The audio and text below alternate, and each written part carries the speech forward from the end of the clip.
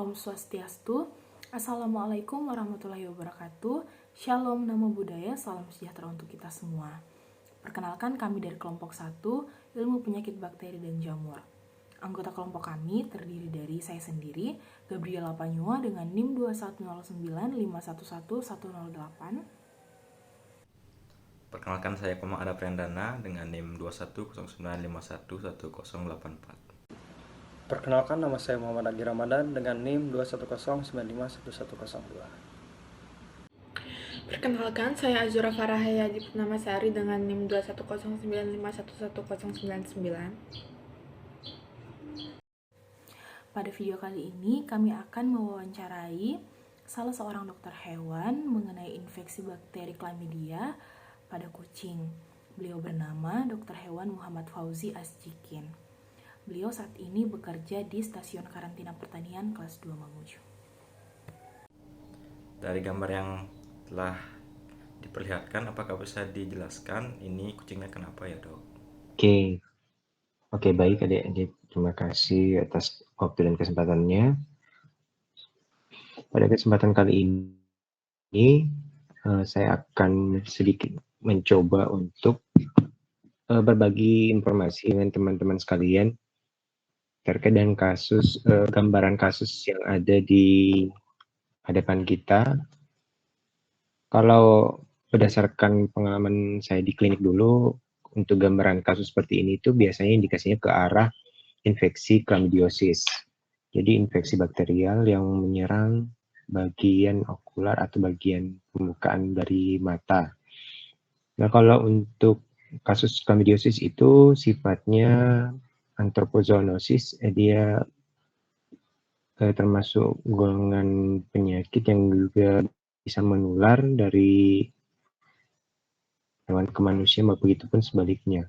Jadi kalau chlamydiosis ini sangat rentan terhadap infeksi antar sesama hewan, kemudian juga bisa menyebabkan terjadinya kerusakan pada bagian struktur mata, sampai yang paling parahnya adalah bisa menyebabkan terjadinya kebutaan. Nah, untuk kasus seperti ini, satu sisi mata, namun tidak menutup kemungkinan juga pada kedua mata bisa dapat terinfeksi secara bersamaan. Kemudian perjalanan penyakit chlamydiosis itu sebenarnya berlangsung secara bertahap. Jadi biasanya karena beberapa faktor, kucing sering menggaruk pada bagian mata, atau ada agen yang menyebabkan terjadinya alergi pada bagian mata sehingga kucing itu merasa kurang nyaman. Sehingga kucing melakukan atau menggaruk bagian mata yang menginduksi atau yang menyebabkan terjadinya infeksi pada bagian mata, menginfeksi sel-sel epitel okular bagian mata itu sendiri. Jadi selain itu, chlamydia juga bisa menginfeksi sel-sel di bagian saluran respirasi maupun saluran pencernaan secara persisten. Kemudian jenis chlamydia itu untuk kucing itu biasanya kita kenal dengan Chlamydophila felis. Jadi jenis chlamydiosis itu, jenis chlamydia pada kucing itu dapat menyebabkan terjadinya konjungtivitis akut maupun kronis pada kucing. Nah, salah satu penanganan paling efektif jika terjadi chlamydiosis yang parah itu harus dilakukan enukleasi. Namun pada pengobatan secara dengan pemberian salep dan obat pendukung lainnya. Kemudian untuk yang awal mula infeksi itu biasanya terjadi pembengkakan palpebra, kemudian menyimbul keluar, sehingga kucing itu sulit membuka mata. Dan biasanya disertai dengan adanya discharge yang berwarna kuning kehijauan pada bagian mata. Dan jika tidak dilakukan penanganan segera, maka akan terjadi infeksi yang berkepanjangan dan akan lebih diperparah dengan pembekakan palpebra sampai kerusakan pada bola mata itu sendiri.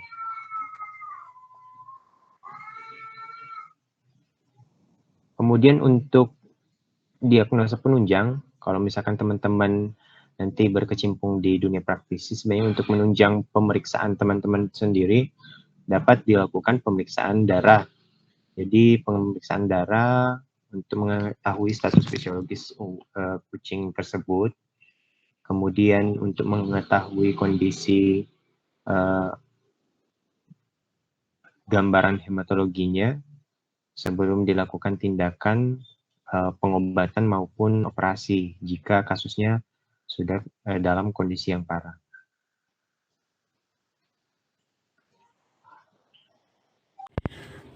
Nah, untuk kasus seperti ini tuh pengobatan yang baiknya seperti apa ya, Dok ya? Nah, kemudian selain itu untuk pengobatan, jadi kalau untuk pengobatan teman-teman sekalian untuk kasus klamidiosis itu pertama itu antibiotik, paling penting itu antibiotik untuk mencegah infeksi yang berkelanjutan atau menghentikan infeksi karena biasanya disebabkan oleh bakteri, dan selain sebagai pengobatan juga sebagai agen untuk mencegah timbulnya infeksi sekunder lainnya. Pemberian antibiotik secara umum atau misalnya yang untuk golongan ini itu kalau misalkan kasusnya sudah berlangsung yang kronis atau sudah dalam kondisi pembengkakan yang berlebihan, kerusakan kornea dan sebagainya, itu sudah harus dilakukan tindakan operasi dulu. Untuk kasus seperti ini, biasanya kucing itu menggaruk setelah sudah terinfeksi atau bagaimana ya, Dok? Ada bentukan bulu mata yang mengarah ke dalam, entropion seperti itu. Jadi itu yang menyebabkan terjadinya iritasi. Pada kondisi iritasi ini, kucing biasanya merasa tidak nyaman, akhirnya dia menggaruk. Sedangkan kondisi dari kaki kucing atau kita bilang ekstremitas kucing itu kan belum tentu steril. Nah, dia menggaruk bisa terjadi luka di bagian mata. Ini bisa menjadi pemicu. Jadi awal mula terjadinya infeksi di bagian mata. Itu kontak dengan hewan yang terinfeksi juga pasti paling jelas bisa menjadi media penularan.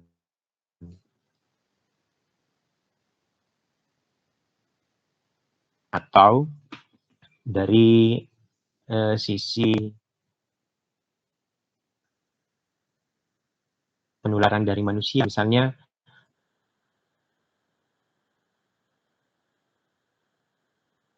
kita menemukan kucing yang dengan kondisi seperti ini di jalan, kemudian kita menyentuh hewan yang sehat, otomatis itu bisa menjadi media penularan juga. Jadi seperti itu kalau untuk mekanisme penularannya, deh. Kalau untuk kondisi dia menggaruk tadi belum tentu terjadi infeksi. Ya, awal mulanya bisa dalam keadaan normal, dia tidak terinfeksi apa-apa, cuman karena adanya luka. Izin bertanya, Dok, untuk gejala awal pasien yang terinfeksi itu seperti apa ya, Dok? Terima kasih. Kalau gejala awal itu biasanya saya temukan bervariasi untuk kasus klamidiosis itu. Biasanya malah disertai dengan bersin, atau gejala awalnya itu bisa disertai adanya berlakrimasi atau misalkan air matanya berlebih. Matanya sering berair, itu biasanya menjadi penanda kalau ada hal yang berubah atau dari abnormalnya, dari di luar dari kondisi normalnya di bagian mata itu sendiri. mata berair, disertai bersin, karena chlamydia ini juga menyerang sistem respirasi. Selain dari sistem respirasi maupun mata, dia juga bisa menyerang sistem pencernaan. Jadi kalau misalkan gejala bersin itu juga harus sering diwaspadai. Biasanya kalau kondisi gangguan sistem respirasi juga beberapa jenis hewan itu ada yang menunjukkan gejala peningkatan air mata di bagian matanya. Jadi dia mengeluarkan air mata yang berlebihan. Itu yang bisa menjadi pemicu juga terjadinya infeksi di bagian mata.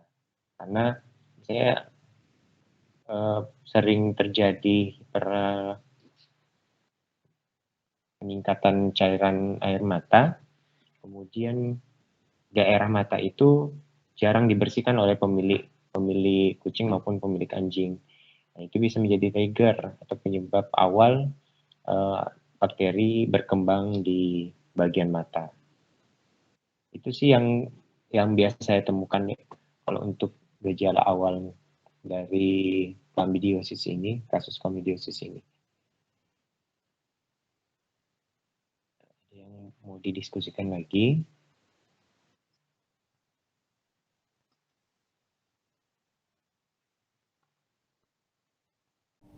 Nah, biasanya dalam kasus seperti ini penyembuhannya itu kira-kira berapa lama ya, Dok?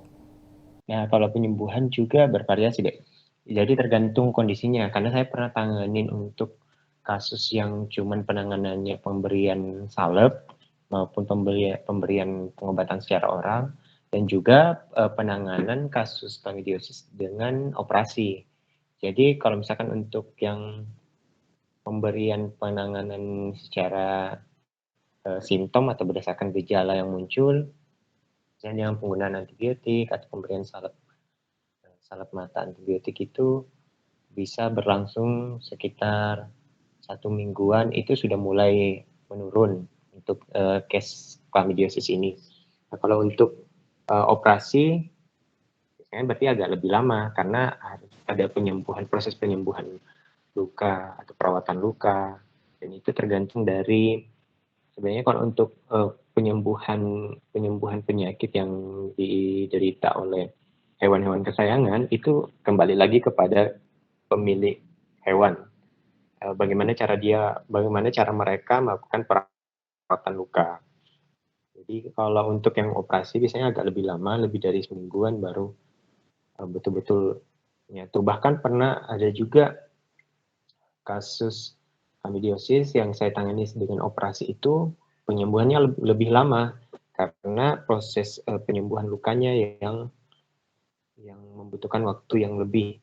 Jadi pemiliknya juga jarang memberikan pengobatan pemberian salepnya secara langsung, pemberian salep lukanya. Kemudian pemilik juga tidak lihai dalam melakukan pemberian pengobatan secara oral, makanya penyembuhannya agak lama. Tapi secara umum, kalau misalkan memang dilakukan penanganan penyembuhan luka secara masif, itu bisa penyembuhannya sekitar 1 minggu, 1 sampai atau bisa dikategorikan sampai 14 hari lah maksimal untuk kasus chlamydiosis. Jadi kembali lagi deh, kalau untuk kasus chlamydiosis itu kembali ke tingkat keparahan infeksinya. Kalau dia masih awal, berarti 1 minggu bahkan kurang dari 1 minggu bisa menurun. Tapi kalau misalkan dalam kondisi yang sudah lama atau kronis, itu berarti penyembuhannya akan membutuhkan waktu yang lebih panjang. Demikianlah video wawancara dan diskusi dari anggota kelompok kami mengenai penyakit chlamydiosis yang disebabkan oleh infeksi bakteri chlamydia pada kucing. Sebelumnya kami memohon maaf apabila selama wawancara anggota kelompok kami ada kesalahan kata maupun perilaku.